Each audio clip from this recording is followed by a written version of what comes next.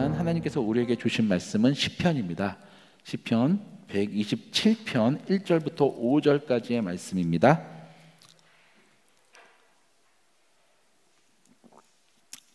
시편 127편 1절부터 5절까지입니다. 예, 오늘은 다 같이 처음부터 끝까지 1절부터 5절까지 합독을 하시겠습니다. 예, 시작. 여호와께서 집을 세우지 아니하시면 세우는 자의 수고가 헛되며 여호와께서 성을 지키지 아니하시면 파수꾼의 깨어 있음이 헛되도다. 너희가 일찍이 일어나고 늦게 누우며 수고의 떡을 먹음이 헛되도다. 그러므로 여호와께서 그의 사랑하시는 자에게는 잠을 주시는도다. 보라, 자식들은 여호와의 기업이요 태의 열매는 그의 상급이로다. 젊은 자의 자식은 장사의 수중의 화살 같으니 이것이 그의 화살통에 가득한 자는 복되도다. 그들이 성문에서 그들의 원수와 담판할 때에 수치를 당하지 아니하리로다. 아멘. 예, 오늘 말씀을 어제 이제 전해야 된다고 갑자기 연락을 받고서 어떤 말씀을 할까 이제 고민을 많이 했습니다. 처음에는 이제 우리가 잘 아는 자녀들아 부모에게 순종하라. 에베소서 6장 이제 1절부터 4절 그 말씀을 하려다가 더 좋은 말씀이 있지 않을까 고민을 하다가 이 말씀, 그러니까 4절 말씀이죠. 4절. 젊은 자의 자식은 장사의 수중의 화살 같으니 이 말씀이 생각이 나서 그 말씀을 찾다 보니까 저는 놀라운 사실을 발견했습니다. 1절과 2절은 우리가 잘 알아요. 여호와께서 집을 세우시지 않으면 세우는 자의 수고가 헛되고 성을 지키지 않으시면 파수꾼의 깨어있음이 헛되고 너희가 일찍이 일어나고 늦게 누우며 수고의 떡을 먹음이 헛되도다. 그러므로 여호와께서 그의 사랑하시는 자에게 잠을 주시는다. 이 말씀이 제가 오늘 찾은 말씀과 붙어 있더라고요. 깜짝 놀랐습니다. 따로따로 저도 이제 듣고 하다 보니까 같이 있는 줄 몰랐습니다. 그러면서 쭉 묵상을 하게 되더라고요. 첫 번째 질문은 왜? 이 127편은 솔로몬이 지은 시입니다. 성전으로 여호와께 제사를 드리러 가면서 부르는, 성전에서 부르는 노래입니다. 제사 드릴 때. 그래서 1절에 나오는 여호와께서 집을 세우시지 않으면 이 집은 성전을 얘기합니다. 가장 기본적인 것은 성전이죠. 그리고 넓게 보면 우리의 집도, 우리가 사는 집도 얘기할 수 있습니다. 여호와께서 집을 세우시지 않으면, 이 말은 여호와께서 그 집을 직접 짓지 않으시면 세우는 자의 수고가 헛되다. 집은 사람들이 사는 것이, 거주하는 것이 가장 큰 목적입니다. 그래서 집을 지을 때 집을 처음 지을 때 설계할 때 가장 중요한 것은 무엇이냐면 사람들이 살 때 편안하고 안전하게 살 수 있도록 계획하고 설계하고 만드는 것이 제일 첫 번째 목표며 가장 중요하고 그것을 위해서 집을 설계하고 짓습니다. 성전은 여호와의 집입니다.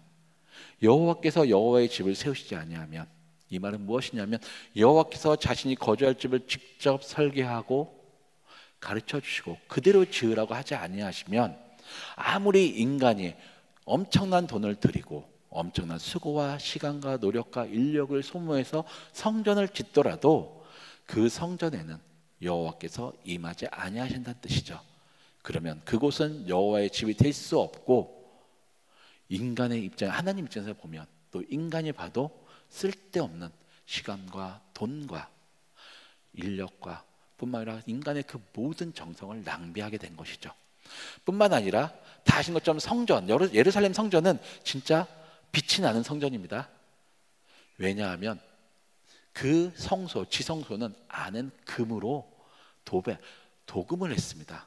금을 칠해서 빛이 나게 만들었습니다. 그래서 그 빛이 반사하면, 성벽에도 빛을 반사하면, 빛을 비치면 사람들이 볼 때 엄청나게 밝고 빛난 것이죠. 그래서 그곳에 궁금한 사람이 와서 보면 벽에 금이 있으니까 당연히 그 성전에서 그 금과 그 거기 있는 모든 보물을 훔치려고 하는 사람들이 있겠죠. 여호와께서 직접 그 성전을 지키시지 않는다면 인간이 아무리 인력을 많이 투자해서 그곳을 지키더라도 어느 한순간에는 뚫릴 수밖에 없습니다. 보안에 구멍이 날 수밖에 없고 허점이 날 수밖에 없죠. 그리고 매일매일 지키다 보면 언제 쳐들어올지 몰라서 긴장하고 언제 쳐들어올지 몰라서 매일 밤새서 지키다 보면 사람들은 지치고 어느 순간 긴장이 풀어져서, 아니 주의력이 떨어져서 뚫릴 수밖에 없습니다. 그 파수꾼도 소용이 없는 거죠. 뿐만 아니라 생각해 보십시오. 집을 짓고 지킬 때 얼마나 많이 노력을 했겠습니까? 나의 신, 우리의 신, 이 솔로몬의 시대 때, 그 시대 때는 그 모든 전쟁, 그 모든 적국과의 대립은 인간의 적국, 인간의 대립, 인간의 싸움, 우리나라가 더 잘났다, 우리나라가 더 잘 산다, 이런 싸움이 아니었습니다. 여러분, 그 당시의 전쟁은 신의 전쟁이었습니다. 내가 믿는 신을 대신하여 하는 대리 전쟁이었습니다. 우리 편, 우리나라가, 국가가 지고 우리 국가가 멸망하는 건 우리나라가 힘이 없어서 지는 것이 아니라 내가 믿는 신이 힘이 없어서 지는 것입니다. 그래서 산발랏이 히스기야가 있을 때 그 시대 그 예루살렘 성을 둘러싸면서 이렇게 얘기하죠. 도대체 이 세계, 이 세상의 어느 신이 우리의 왕 살라밧보다 강하냐? 너희는 지금 히스기야가 너희 그 여호와만 믿으라고 그 예루살렘에서 여호와를 섬기는 게 맞다고 하면서 그 많은 신당을 없애고 그 많은 것을 다 하고 거기만 드리라고 했는데 그게 옳으냐? 너희들이 더 많은 신을 섬겨야지만 우리 산발랏이 더 그 신들보다 강한데 더 많은 신이 있어야 이길 수 있는데 히스기야가 그렇게 했으니 너희가 힘이 없구나. 그러니 히스기야가 우리 여호와가 우리를 지켜주고 보호하고 구해줄 거란 그런 거짓말 속지 마라. 니네 여호와보다 우리 왕 산발랏이, 또 산발랏에게 져서 복종하는 신이 더 강하니 하지 말라고 했던 것입니다. 그 신을 위해서 했던 그 모든 수고들, 성전을 짓는 데 드리는 수간, 지키는 데 했던 그 모든 노력들이 정말 쓸모가 없는 것이죠. 1절과 이제는 이 성전을 위해서 이렇게 얘기합니다. 그래서 중요한 것은 여호와가 함께 하셔야지만 이 모든 것들이 쓸모가 없고 헛되지 않고 하나님 안에서 값진 것이 된다라고. 그러니 너희들은 여호와가 함께 계시니 너희가 그 집을 짓기 위해서 걱정할 필요 없다. 너희들이 어떻게 지을까, 돈을 어떻게 마련해서 이것을 지을까 걱정하지 마라. 하나님이 하실 것이다. 성 지키는 거 신경 쓰지 말고 자라, 편히 자라. 하나님이 하실 것이다. 너희들의 수고, 오늘은 겨우겨우 끝내서 내일은 어떻게 할지 모를 거, 어디서 이 재료와 돈을 마련하고 사람들을 불러올 것인가 걱정하지 마라. 하나님이 하실 것이다. 너희들의 수고도 하나님 안에서 값지게 될 것이다. 그래서 2절 끝에 그의 사랑하는 자에게 잠을 주시는 도다, 이렇게 솔로몬이 이야기하는 것이죠. 원래 이 뜻은 사랑하는 자에게 잠을 주시는 도다의 원래 그 원어 해석은 이렇게 됩니다. 그래서 하나님은, 여호와는 너희가 자는 중에도 복을 주시는 도다. 여호와가 지키시고 여호와가 계획하시고 여호와가 이끌어 가시기에 너희는 편안히, 걱정이 없이 편안히 잘 수 있는 복을 주실 것이다. 그뿐만 아니라 그 다음날 내일의 그 모든 것도 여호와가 마련하는 복을 주실 것이다. 2절 맨 마지막 말미의 뜻은 이 뜻입니다. 네, 저는 이 성전을 건축하고 지켜하고 그 모든 수고하는 데 있어서 가장 큰 복은 잠이라고, 걱정 없이 하는 잠이라고 하기 때문에 오늘은 이 말씀도 맞습니다. 그런데 2절부터 내용이 바뀝니다. 어떻게 바뀝니까? 갑자기 솔로몬이 이렇게 얘기죠. 보라, 자녀들은 여호와의 기업이고 내 열매는 그의 상급이로다. 성전을 이야기하다가 갑자기 자녀에 대해서 이야기를 합니다. 127편의 내용이 갑자기 바뀝니다. 그가 이야기합니다. 자녀들은 여호와의 기업이고 내 태의 상급이고, 4절에서는 장사의 수중의 화살이로다. 그래서 자녀가 많은 사람은 5절에서 그러죠. 화살통에 그 화살이 가득하여 복된 사람이다. 왜 솔로몬이 이렇게 얘기했을까요? 왜 솔로몬이 갑자기 자녀의 이야기를 하였을까요? 첫 번째는 우리가 하나님의 자녀가 되기 때문입니다. 우리가 하나님의 자녀가 되기 때문에 하나님의 자녀가 많아진다는 것은 하나님을 믿는 사람들이 많아진다는 것, 그리고 중요한 것, 이 솔로몬이 살던 시대 때로 보면 하나님이 진짜 전지전능하고 이 땅에 오직 유일하신 우리 인간을 돌보시고 인간과 함께 하시는 그런 하나님이시기 때문에 많은 사람들이 하나님 앞으로 돌아온다라는 것을 말합니다. 그러기에 그 자녀가 많아지는 것은 그 사람들이 또 원래부터 믿고 있던 예루살렘, 이스라엘, 온 유대를 적국으로 여기서 치려고 했던 그 주위에 있는 국가들이 무릎 꿇고 복종하고 하나님 앞에 나온다는 사실이죠. 그렇기 때문에 이스라엘 솔로몬이 볼 때는 전쟁 없이 그들이 하나님 앞에 복종하기 때문에 자기로부터는 상급이 될 수도 있습니다. 장사의 수중의 활은 전쟁할 때 쓰는 것입니다. 자녀가 많다라는 것은 그 중동의 그 주변에 있는 적국들이, 이방인들이 여호와를 믿기 때문에 수가 많아져서 하나님이 직접 싸우시고 하나님이 하시기에 마치 전쟁 때 무기가 많아져서 사람들이 질 수밖에 없다라는 사실을 고백하고 있습니다. 그런데 또 한 가지 제가 묵상하면서 발견했던 건 무엇이냐 하면 여호와의 집이 바로 우리의 가정이 된다는 사실입니다. 하나님이 세상을 처음 만드시고 에덴 동산을 만드시고 거기에 아담과 하와를 불러주시면서 이렇게 말씀하셨습니다. 그러므로 남자가 부모를 떠나 여자를 아내를 만나 가정을 이룰지니 하나님이 한 몸이 되어 하나님이 짝지어진 것을 사람이 가를 수 없다라고. 여러분, 우리의 가정이 최초의 공동체였으며 그리고 에덴 동산 안에 만들어진 작은 성전이었습니다. 그 안에 하나님이 처음에 계획하셨던 것은, 그 그림은, 청사진은 무엇이었냐면 아담과 하와를 부부로 맺어주시고 가정을 만드시고 거기에 나오는 자녀들과 함께 손을 잡고 그곳 에덴 동산을 거니시며 가정처럼 우리의 가정처럼 그들과 함께 가족으로서 지내는 것을 꿈꾸셨습니다.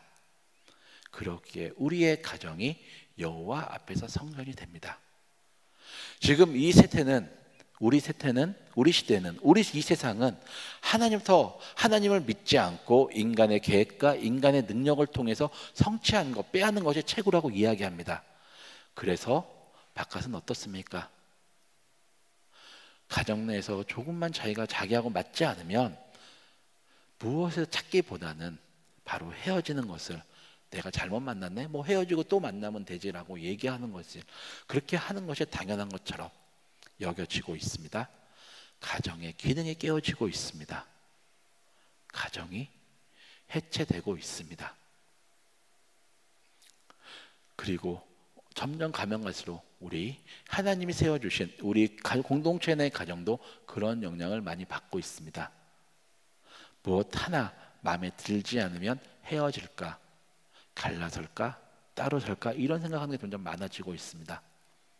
때로는 힘들고 때로는 지치고 그런 일이 일어날 수 있습니다. 맞습니다. 그거에 대해서 어떻게 저희가 말할 수는 없죠. 잘못됐다, 못됐다. 왜냐하면 때로는 헤어지는 것이 하나님의 뜻일 수도 있기 때문이죠. 그러나 중요한 건 그런 결정, 그런 생각을 하기 전에 내 옆에 있는 사람이 나의 짝이, 하나님이 맺어주신, 하나님이 짝지어주신, 그 창세 전부터 계획하셨고 창세 전부터 준비하셨던 나에게 최고의 배필이라고 하는, 동역자라고 하는 그 사실을 잊지 말아야 합니다. 그리고 그 안에서 그 가정을 지키려고 노력해야죠. 그리고 더 중요한 사실은 나의 자녀, 지금 내 옆에 있는 나의 자녀, 우리 집에서 같이 살고 있는 그 자녀가 하나님이 주신 우리의 상급이고 우리의 기업이라는 사실입니다. 여러분, 하나님은 말씀하셨습니다. 그 12지파에게 땅을 주시면서 레위 지파만은 땅이 없다, 그들만은 나의 상급이고 나의 기업이라고. 그래서 내가 그들을 보살피겠다고. 우리가 여호와의 상급이고 기업입니다. 그래서 여호와가 우리를 보살피시는 것처럼 우리의 자녀는 하나님이 우리에게 주신 상급이고 기업입니다. 그래서 우리에게 부모의 역할을 주신 것이죠. 그리고 그것은 아까 제가 기도했던 것처럼 하나님의 마음을 엿보고 하나님의 마음을 배우고 하나님의 기쁨, 자녀가 커가면서 그들을 보호하면서 그들이 자라면서 정말 한 인간으로서 제 역할을 잘하는 그 기쁨을, 하나님과 같은 기쁨을 누리라고 주신 선물이고 상급인 것이죠. 여러분, 우리가 어떻게 해야겠습니까? 우리가 우리 자녀를 대할 때 어떻게 해야겠습니까? 예, 저도 때로는 제 딸내미한테 때리고 싶습니다. 제 아들내미 한 대 때리고 싶습니다. 정말 얄미울 때 있고요, 정말 잘못할 때도 있습니다. 하지만 하나님처럼 그래 하면서 참을 때도 있고, 때로는 하나님께서 참을 수 없을 때처럼 혼낼 때도 있습니다. 그러나 중요한 건 우리가 그들이 혼내는 것도 참는 것도 딱 하나, 하나님이 주신 그 선물, 우리가 소중히 대하고 그 선물을 다시 하나님이 찾으실 때 온전하게 드려야 된다는 그 마음가짐으로 우리 자녀를 대하고 우리 자녀를 키워야 합니다. 그리고 그 자녀가 컸을 때 어떤 일이 벌어집니까? 하나님 말씀하시죠.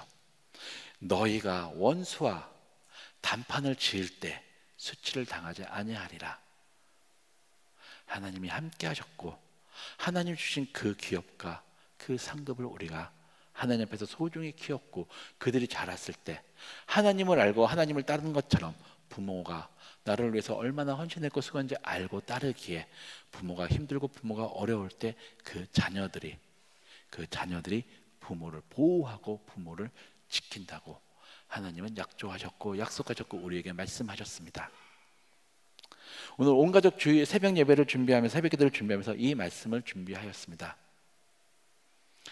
부모가 자녀 보고 부모에게 순종하라는 말씀도 좋고 부모가 자녀를 노엽게 하자는 말도 좋지만 자녀가 부모에게 순종하는 것, 부모가 자녀를 노엽게 하지 않는 것의 가장 중요한 전제는 무엇이냐면 하나님 안에서입니다. 하나님 말씀으로. 오늘 말씀, 이 말씀이 그 시작입니다.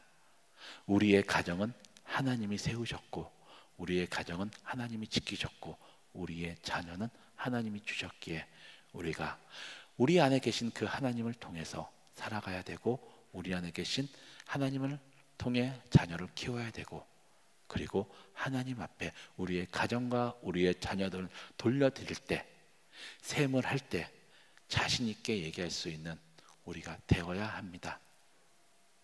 지금까지 자녀에게 지금 이 시간까지 그리고 미안한 마음이 있다면 오늘 돌아가서 말씀하십시오. 안아주십시오. 부끄러우면 손을 잡아주십시오. 그리고 미안하다, 내가 더 사랑하겠다. 그리고 자녀가 손을 뿌리치고 나 부끄러워하고 쑥스러워할 또 한번 해보십시오. 그래도 그것이 쌓이면 자녀도 알게 됩니다. 그리고 무엇보다 중요한 건 제가 경험했던 것처럼 여러분의 기도가 우리의 자녀, 여러분의 자녀, 우리의 자녀를 지킵니다. 지금은 그 자녀가 딴 길로 가는 것 같고 지금은 그 자녀가 예수님을 모르고 사는 것 같지만 여러분의 기도 하나님이 들으셨고 하나님이 응답하셨고 그 자녀 여러분의 기도 때문에 돌아옵니다. 그리고 여러분의 기도 때문에 내가 지금 이렇게 살고 있구나 압니다. 그러니 자녀들이 여러분을 부끄러워하고 쑥스러워하고 손을 뿌리치더라도 기도하는 거 포기하지 마시고 하십시오. 하나님이 꼭 응답하시고 하나님이 꼭 여러분의 기도가 응답됐다는 걸 보여주십니다. 그러니 지치지 마시고 부모로서 주신 그 사명 그리고 그 기쁨을 평생 누리며 살아가십시오. 그렇게 되는 우리 가정이, 우리 자녀가 그리고 우리가 되기를 기도하고 축원합니다.